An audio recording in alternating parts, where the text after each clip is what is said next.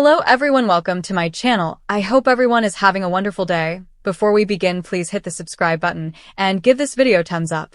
The rain came in torrents over Port Charles that night, turning the winding roads surrounding the Quartermaine estate into slick, hazardous ribbons of darkness. Brooklyn Quartermaine grasped the steering wheel of her sleek black SUV, her knuckles turning white and her heart pounding against her ribcage like a caged bird. Her prior quarrel with Chase left her raw and preoccupied. She'd been driving home from a late meeting at Deception, her mind racing with the stress of juggling her music career, marriage, and the looming shadow of her family's legacy. She didn't see the other automobile until it was too late. Jordan Ashford was traveling home following a hard day at the PCPD, thinking about her daughter and the latest case files piling up on her desk. The collision was sudden and forceful. Metal shrieked against metal, and glass broke like brittle ice. Brooklyn's vehicle collided with Jordan's with enough power to send the commissioner's car flying off the road, slamming into a guardrail before coming to a stop in the ditch. Brooklyn's SUV fishtailed but remained on the road, her airbag deploying with a deafening blast, leaving her gasping for oxygen. For a long time, there was only the sound of rain and her own heavy breathing. Brooklyn glanced at the debris in her rearview mirror, fear coursing through her veins. She recognized Jordan. I respected her. So now, what had she done? Panic clutched at her throat. If anyone discovered she had been behind the wheel, especially after a drink of wine at that meeting, her life with Chase, her independence, and everything might be destroyed. The Quartermaines defended their own, but this seemed different. This was hit-and-run terrain, with the potential for manslaughter if Jordan did not make it. She pressed the throttle and rushed away into the night, leaving the scene behind like a horrible dream she hoped would vanish by dawn. By the time the sun rose, the tale had made the local news. Commissioner Jordan Ashford was in critical condition at General Hospital following a possible hit-and-run. Witnesses were sparse, since the rain had washed away most evidence, but tire traces and paint scrapings pointed to a dark luxury vehicle. Brooklyn watched the broadcast from the shelter of the Quartermaine estate kitchen, her coffee cooling in her hands. TRACY, her grandma, stormed into the room, her piercing eyes immediately recognizing the guilt written on her granddaughter's face. "Brooklyn," TRACY replied, her voice low and powerful, the kind that had sealed million-dollar agreements and hidden family secrets for decades. "Tell me everything. Now." The confession came out in hesitant murmurs. Brooklyn recalled the crash, terror, and fleeing. TRACY listened without interruption, her expression hardening into that familiar mask of cold calculation. The Quartermaines had survived worse: corporate espionage, betrayal, even prison time, but a vehicular assault on a prominent police commissioner? That may bring the entire family under examination, sink Yelq, and break Brooklyn's new family with Chase and their daughter. "We fix this," TRACY said finally, pouring herself a scotch despite the early hour. "You were never there. The car will be handled, repainted, reported stolen if necessary, or better yet, disposed of quietly through contacts I still have. You keep your mouth shut, especially around that husband of yours. Chase is a cop at heart. He won't understand." Brooklyn nodded numbly, tears running down her face. "What if Jordan wakes up and remembers something? What if there are cameras I didn't see?" TRACY's lips parted. "Then we manage the narrative. Quartermaines don't crumble under pressure, darling. We apply it." TRACY moved with the precision of a commander organizing a campaign over the following few days. She made covert calls to old allies in the auto business and legal circles to ensure that any loose ends from the crash were resolved or redirected. Brooklyn poured herself into work at Deception, forcing smiles for meetings with Maxie and Lucy and sneaking into Jordan's hospital room under the appearance of worry. The commissioner remained unconscious, connected to machines, her face damaged but battling. Each visit pushed the knife deeper into Brooklyn's stomach. Jordan's daughter, Trina Robinson, was a frequent presence in the hospital. Trina was a strong, resilient woman who had already been through so much grief and turmoil in Port Charles, kidnappings, betrayals, and the intricate web of her paternity with Curtis and Portia. She sat by her mother's bedside, clutching Jordan's hand, uttering encouraging words and carefully piecing together what the cops knew. The inquiry was progressing slowly, but Trina's instincts, trained over years of negotiating Port Charles's underbelly with Spencer, and now on her own, told her there was more to the story. The other driver had not just vanished.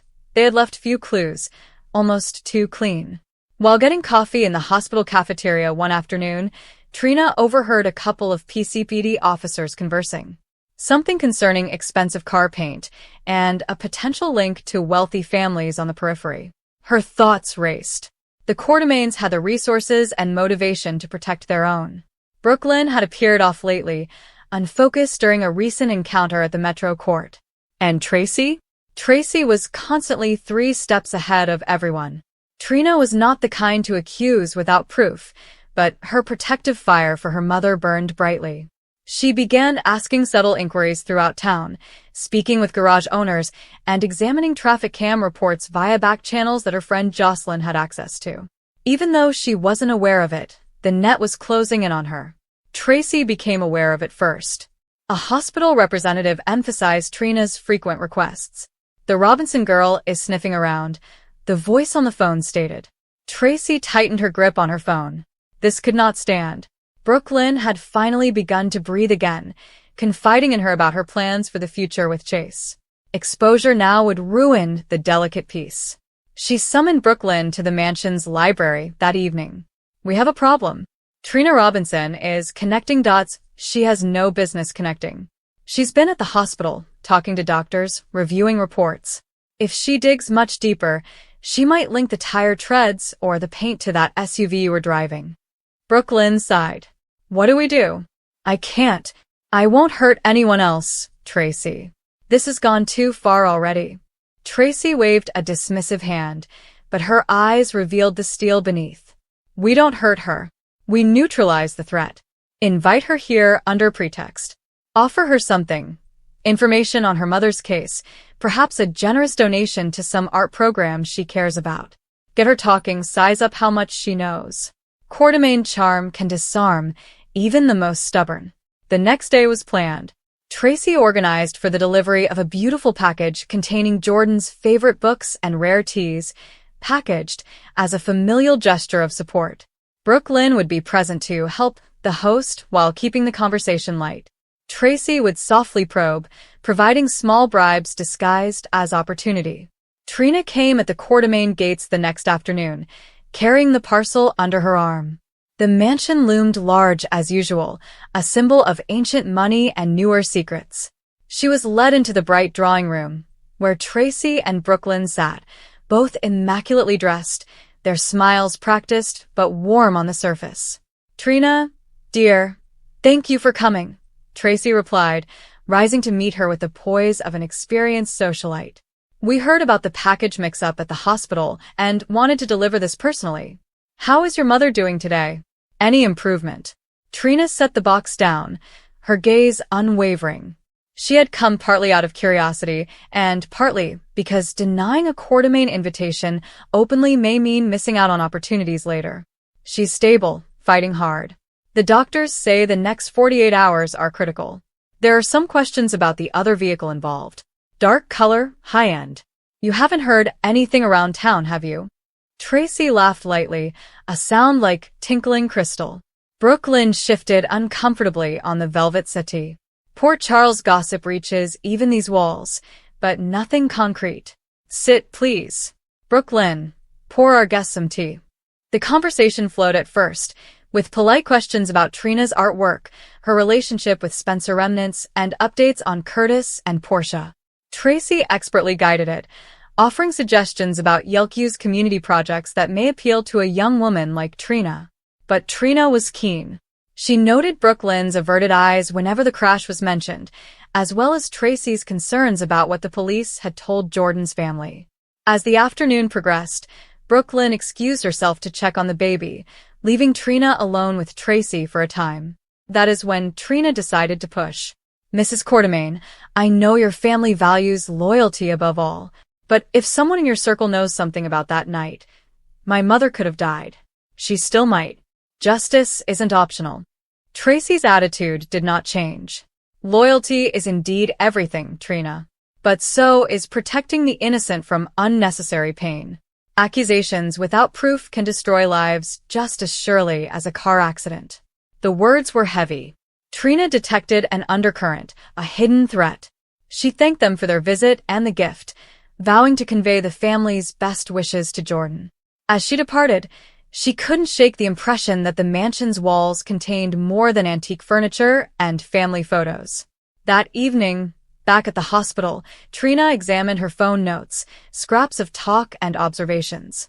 She had secretly recorded a voice memo during a restroom break at the estate, capturing Brooklyn's uncomfortable laughing when questioned about her recent driving behavior. It was not proof, but rather a thread. She intended to gently inform her Aunt Stella and possibly Detective Falconeri of her suspicions. Brooklyn was becoming increasingly anxious at the estate. She knows something, Tracy. Did you see how she looked at me?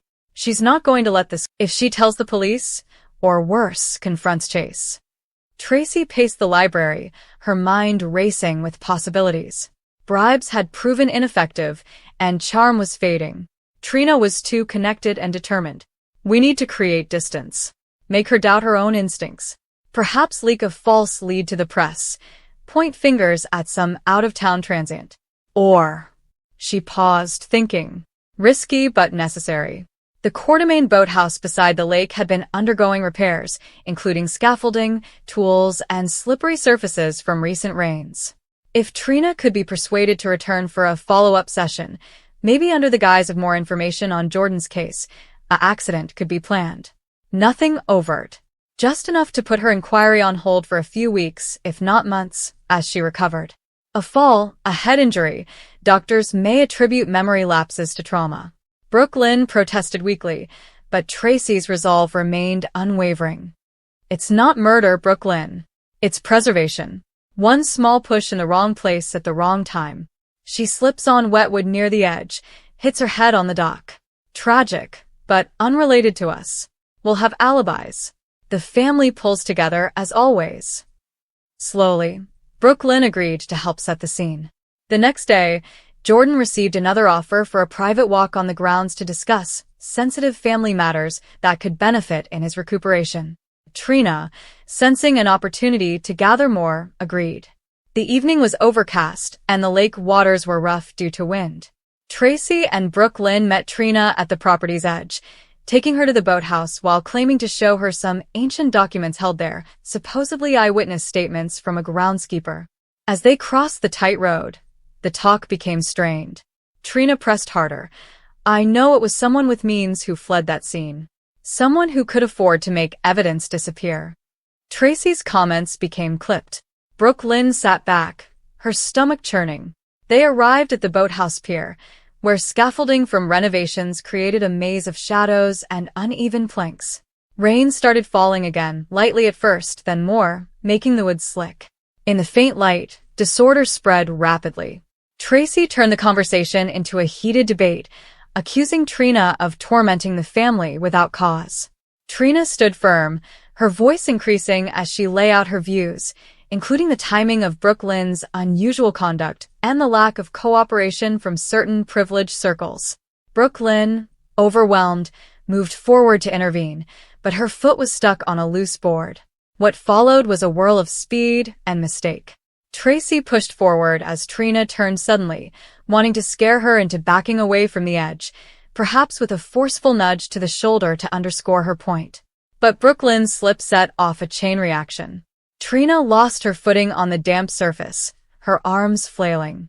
Tracy's hand made contact not with a controlled push, but with desperate force, as she attempted to correct the fall or even pull her back. The scaffolding shifted with a sudden weight. Trina's skull hit a metal support beam with a horrible snap before she fell into the dark water below. The splash echoed.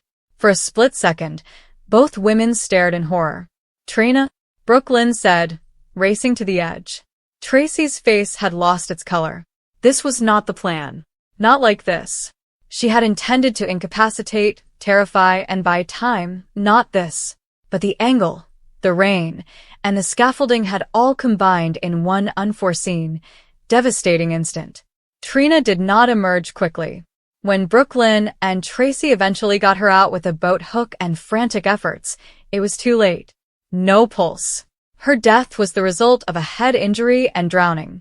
Brooklyn was overcome with a panic unlike any she had ever experienced. "Oh God, Tracy, what have we done?" "She's dead." Jordan's daughter, "We killed her." Tracy, the survivor, grasped her granddaughter's shoulders and forced eye contact through the downpour. "Listen to me. This was an accident. A terrible, unintended accident. We were showing her the property. She slipped on the wet dock. The scaffolding is unstable. We'll make sure the reports reflect that. No one needs to know the context of the conversation." "But the police, autopsy, we handle it," Tracy said. "The family has resources. We'll stage the scene, call it in as a tragic fall during a friendly visit, mourning the loss publicly while protecting our own. Brooklyn, if this comes out as anything else, we both go down. Chase loses you. The baby grows up without a mother. Is that what you want?" Tears on Brooklyn's face. She remembered her mother, the Quartermaine history of scandals that were brushed under the floor, and the empire created on calculated risks. Slowly and numbly, she nodded. They positioned the body as best they could, suggesting a solo slip near the brink. Tracy called the authorities, her voice firm and pretended shock. "There's been a horrible accident at the boathouse. Trina Robinson, please hurry." The answer was quick. Paramedics, police, and all of Port Charles's apparatus descended on the Quartermaine estate. Curtis Ashford arrived in a fit of grief, and Portia collapsed in weeping. Jocelyn and others gathered to provide support while questions flew. Tracy and Brooklyn played their parts as devastated hostesses who insisted it was a simple tour gone awry due to weather and construction. However, fissures emerged almost immediately.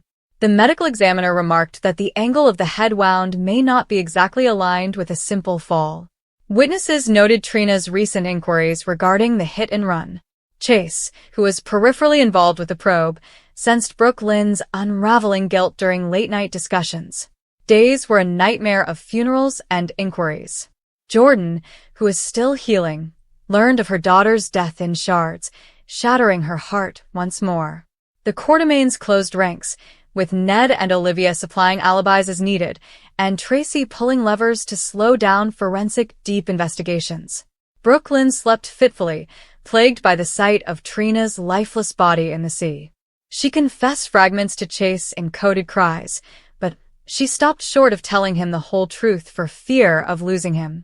Tracy, on the other hand, bore the weight with apparent serenity, but refused to recognize her inner agony. She had intended to shield her blood, to conceal one crime with deception. Instead, her acts had grown into something far more sinister, an inadvertent slaughter motivated by desperation and strong familial loyalty. She went to the lake at night, staring at the quiet waters and murmuring apologies to the breeze so no one would hear. The probe persisted for weeks, like a thundercloud. A fragmentary footprint near the scaffolding that did not match Trina's shoes indicated the presence of another person. Whispers spread in Port Charles regarding Quartermaine's involvement not just in the hidden run, but also in Trina's accident. Brooklyn's relationship with Chase was pushed to the breaking point. He noticed the falsehoods and distance. Brooklyn rocked her kid in the luxury nursery, while silent tears fell. "I never meant for any of this," she said quietly. Tracy entered and placed a hand on her shoulder, the closest she got to comfort. "We survive, Brooklyn. That's what Quartermaines do.